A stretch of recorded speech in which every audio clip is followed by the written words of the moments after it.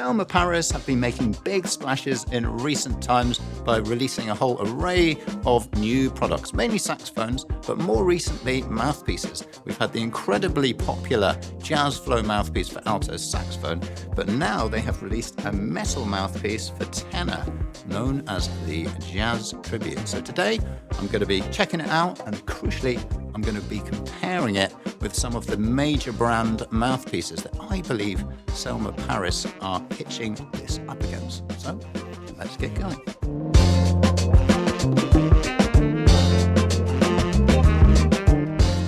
Now, Selmer Paris have such a long history and tradition when it comes to making mouthpieces. And in recent times, we really associate the Selmer mouthpiece with those great classical pieces, such as the S80 and the S90, and a bit more recently, the Concept. But when it comes to the metal mouthpiece, we've not seen much going on lately, but there's a lot of history there, many decades of making metal mouthpieces. It goes way back to the 20s, all the way through to the modern classic mouthpiece, which is a very famous one from the 1970s onwards.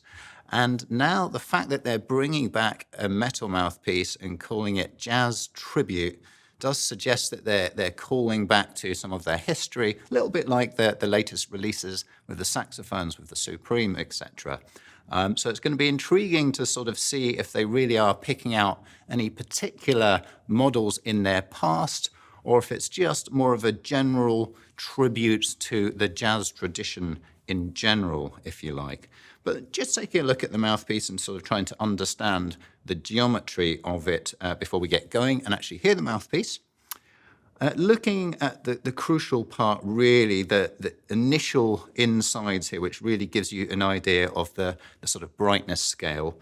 We see that there's a fractional rollover baffle, and then it very smoothly moves into the chamber, and it's quite a sort of low-cut baffle, deep chamber, and there is a large bore in there. So it's a big circular chamber, a lot of space. So immediately when you look at that, you think of a darker sound, certainly not a bright sound at all. In terms of its construction, this is a brass mouthpiece, CNC made with a beautiful gold plating. And as I look at it, even though I'm putting my fingerprints all over it, and I've just ruined it because it looked beautifully shiny before I did this, it still looks great, actually, because not only is it beautifully made, you can see there's real evenness up the side here with the side rails and the tip rail. It looks great.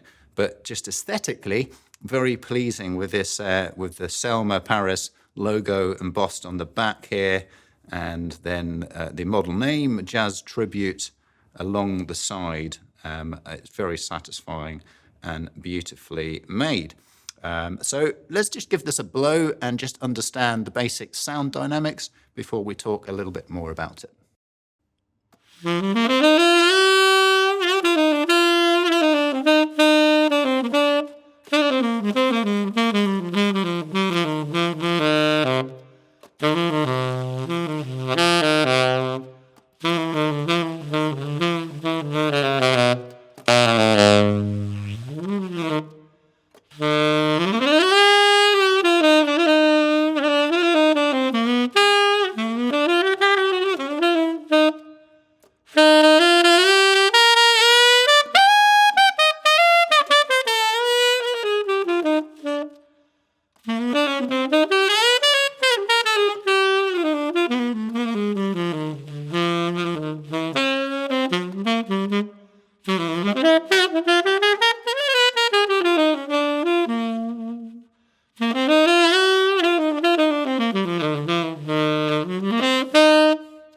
So before I get into the sound and the performance and its characteristics and all the rest of it, I just want to point out it comes with this really cool ligature, this triple band style, very similar to the 404 style of Selmer ligs that we are aware of.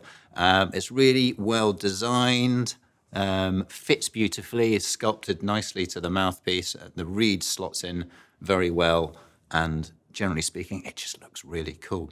So the sound, I find it overall a nice, warm, centered sound, certainly on the darker side of things, as we suspected by looking at the internal geometry of the mouthpiece.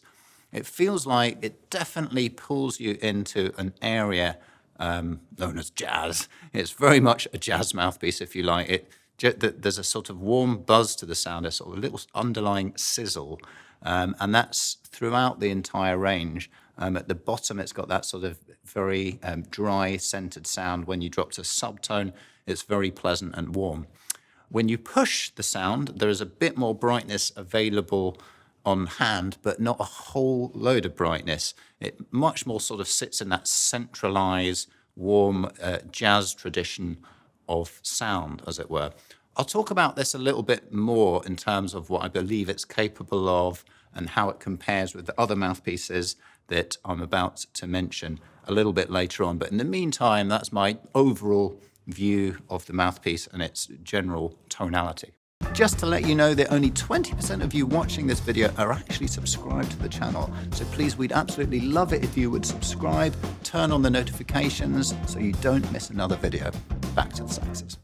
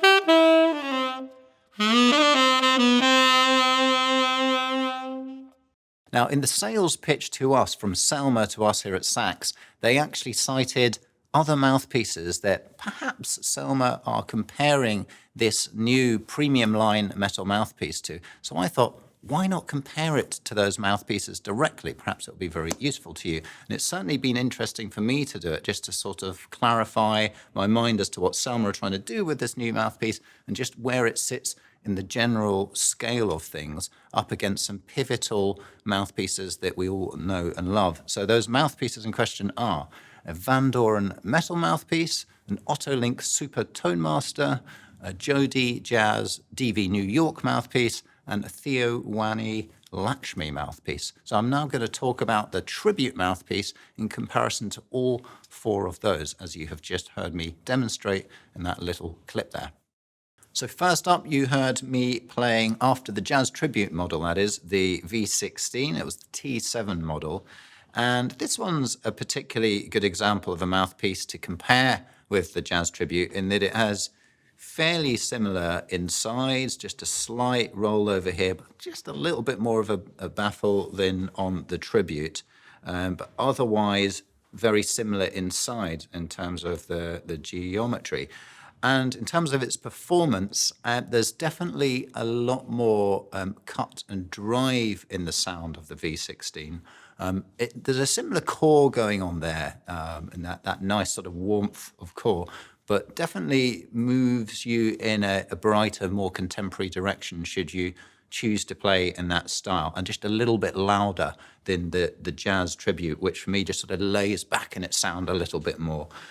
Moving on to the next one, and this is an interesting one. I think maybe the pivotal one out of all four mouthpieces here, because this is really where the history is in terms of tenor sax metal mouthpieces, the Otto Link. And this is this isn't a vintage one. This is a modern production one. It's actually, if you can see there, it's got the V on it, which signifies it's the latest generation of Supertone Masters. And for me, these, I think I'll do a separate video on this at some point, because this is a point of significance with these new Otto Links. But there's recently been some changes in the Babbitt factory where these mouthpieces are made, and they have rejigged a lot of the machinery, forging dies and what have you, and they're trying to return to that Otto Link sound that was classic in the 50s and so on. And I think they're making good strides with this mouthpiece, because I really did enjoy the performance of this Otto Link. To get back to the comparison with the Selmer Tribute, I find that there's a lot of great core in the sound. You can really hear that sort of history, that Otto Link history in the sound of this mouthpiece. Really enjoyable to play, but it's got that extra brightness on top. You think of that sort of Coltrane edge on the top of the sound, on the top of the general core sound, which is great in this mouthpiece. So I really like it. In terms of how, it compares to the Tribute, I feel with the Tribute, it has that lovely lacy core, that dark sound. The Tribute, when you push it, it doesn't have that same kind of edge and brightness on the top of the sound, pleasant brightness, albeit, that we're getting with Otto Link Supertone Master. Two more to go. So next up is the JodyJazz DV New York. Now, this is an interesting one to me. I picked this rather than the DV as a comparison point because I firmly believe, well, I know it's a fact, but the New York model is much darker than the DV. When we look at the insides, there's the big old piece of space here, which again makes it the more appropriate piece to compare to the new Tribute. And I've always found that we get quite a dark sound with the New York mouthpiece. It's a luscious sound, not necessarily the greatest mouthpiece for projection. If you're really trying to push through, then it has to be the DV model.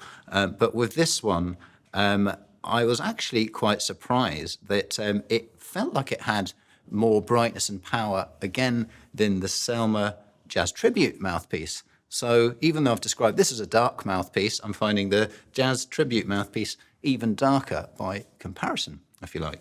And on to the finer one, Theo Wanne mouthpieces.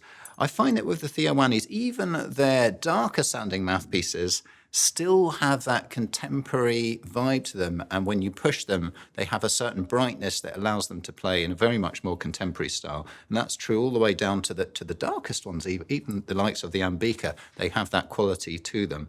The Lakshmi sort of sits in the middle of the mix, as it were. But again, I think a good selection of mouthpiece in terms of the Theo range to go for this one, because what Theo are trying to do with this one is to reproduce that sort of Florida linky style of sound, that classic, the classic jazz tenor sound. And it's a beautiful sounding mouthpiece, plenty of that Theo core in the sound. But again, as I say, it's got that bright contemporary edge to it, which just gives it a bit more volume overall than the Jazz Tribute.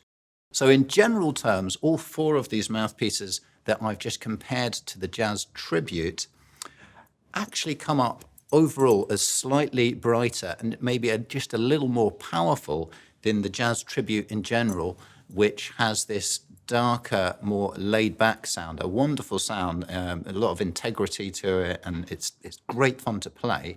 It's just that the Jazz Tribute doesn't have that, maybe that ability, that fifth gear, where you can really drive the sound and push out into a different sound spectrum. So who is this mouthpiece for? What styles does it work in? Well, it's my firm belief that because the mouthpiece is quite laid back in its nature, it's not a particularly pokey mouthpiece, as we've just demonstrated comparing it with these other mouthpieces, that this new Tribute mouthpiece works really well in more sort of solo style settings. When you play it by itself, it sounds absolutely great. In a duo, in a small combo group, it would sound great. I think when you push it beyond that, trying to play in louder styles, perhaps competing against, brass instruments in sort of soul, funk, rock and roll and what have you, it doesn't quite work in that idiom just due to the fact that the sound can't really drive forward with that extra gear and that extra brightness. But I believe that that's not what this mouthpiece is about. It's called the Jazz Tribute for a reason. They're trying to go back, hark back to that sort of 50s, 60s sound of that kind of laid back, just full, fat tenor sound, which I think you get really nicely on this mouthpiece. So it's another premium offering of a mouthpiece in that range that fits in nicely with the mouthpieces I've mentioned today. So it's exciting that we have a new addition on top of those other mouthpieces demonstrated. And Selmer have been producing great mouthpieces of late. I can see this being really popular. The new Jazz Flow for alto is fabulous. It's great to have another metal mouthpiece for tenor, which has been so well designed and is just really enjoyable to play. So I'd be interested to hear your comments in terms of how you think this mouthpiece sounds in this video. And of course, we have these in stock here at Sax. I should point out that they're available in 3 tip openings, 7-star, 8 and 8-star, which gives us everything we want in the jazz idiom, right? So yeah, that's it from Selmer. Another great release, and let's see how it fares. We'll see you on the next video soon.